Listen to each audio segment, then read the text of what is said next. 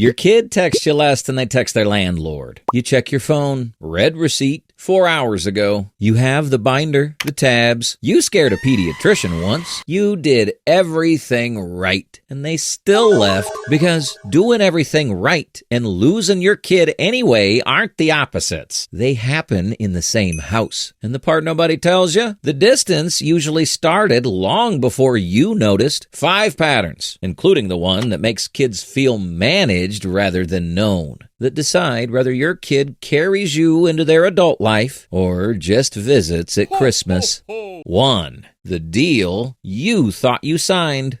There's a deal most parents quietly sign without reading the full terms. Do the work, read the books, show up. Process your own childhood wounds so you stop accidentally depositing them in someone else's. Learn to validate feelings before correcting behavior. This contract lives in every parenting workshop that ends with, if you do this consistently, your child will feel safe enough to tell you anything. So, parents do the work for years, faithfully. And when the distance arrives anyway, when the calls thin out, when the texts become polite, they do the one thing the contract trained them to do. They check their work. CSI living room. Let's revisit June 14th, 2009. There was a tone.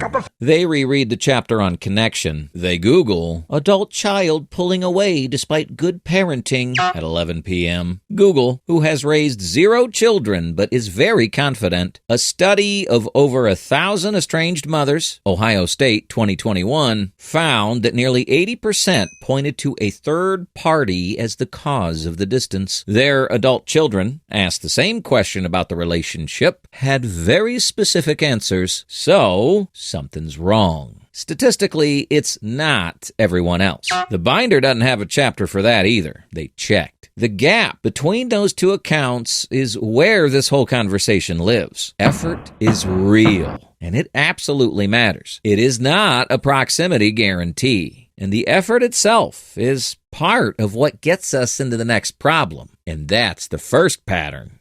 2. What it feels like on the other end.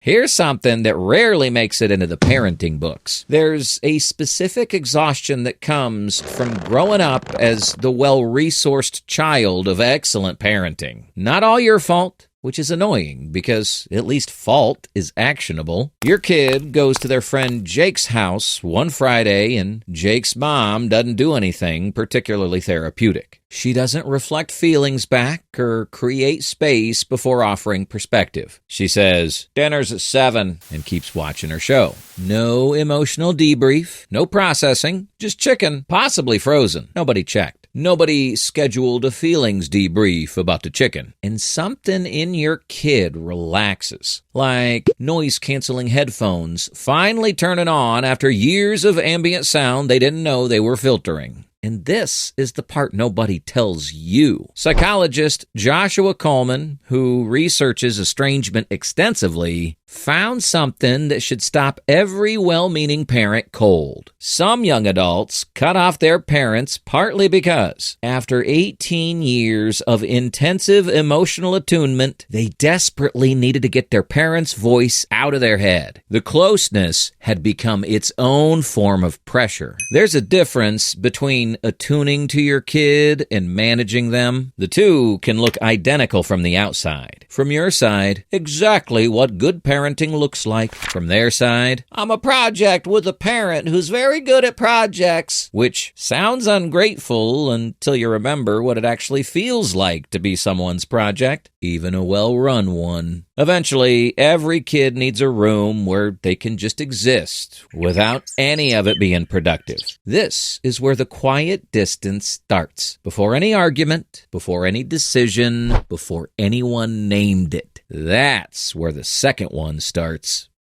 3. The departure was always the plan. Your kid was always going to leave. That was the design. Teenagers are biologically wired to build a self that isn't you. Not against you, just distinctly, deliberately away from you. You spent 18 years building someone capable of not needing you. You didn't read the fine print about what happens when that person successfully deploys the skill. Nobody does. It's parenting, not a mortgage. There's no cooling off period. And this is where the binder goes quiet. Their friends become primary. Their therapist gets the real version of the week. Their inner life is being written in rooms with no camera, which is very rude, considering you paid for most of the room, and the Wi-Fi, and probably the therapy. Every healthy teenager has to answer the question, who am I when I'm not the child this family raised? The answer cannot be exactly what you hoped. Here is where two different outcomes split. Kids who felt genuinely seen, known, not just correctly responded to, tend to individuate and eventually orbit back. Kids who felt accurately managed but never quite witnessed tend to build themselves so fully elsewhere that returning requires crossing a distance neither side has words for yet. The departure was always the plan. What nobody tells you is that the destination was never guaranteed. 4. Seen versus processed. Here is the question worth sitting with. Harder than, did I do everything right? Did my kid know I actually saw them? The actual them? The one who kept arriving differently than expected? Whose feelings didn't always fit the category I had ready? Who was building a self I hadn't anticipated? Or did they mostly experience being the beneficiary of excellent parenting? 5 stars. Would recommend. Would not confide. This is where it quietly flips. Psychologist Donald Winnicott described what he called mirroring. Children develop a stable sense of self by having their actual emotional reality reflected back accurately. When the reflection is real, they feel genuinely known. When what comes back is a gently corrected version, filtered through what you needed them to be experiencing, they gradually learn to perform for the mirror instead of existing alongside you. Picture this. Your kid describes a hard day. The conversation becomes productive. Feelings get named. Solutions surface. Things revolve in a way that would look excellent on a parenting assessment. Objectively successful. Emotionally pending. And they leave the room feeling vaguely alone in a way they couldn't explain to anyone, including themselves. They don't have a problem with you. They have a problem with the fact that you're never just there. You're always also parenting, and they love you. They're tired of being understood. Adults who grew up in technically correct households sometimes carry a specific loneliness into adulthood that's genuinely hard to name. They were never mistreated. They were just never quite fully witnessed. Doing more things correctly doesn't close this gap. The thing that closes it isn't in any binder. All the research behind this video is linked in the description. Properly cited. Yes, I actually read the studies. Yes, I know you probably won't either. At least one of us should feel good about this. I've made peace with it. 5. The grief that has no crime.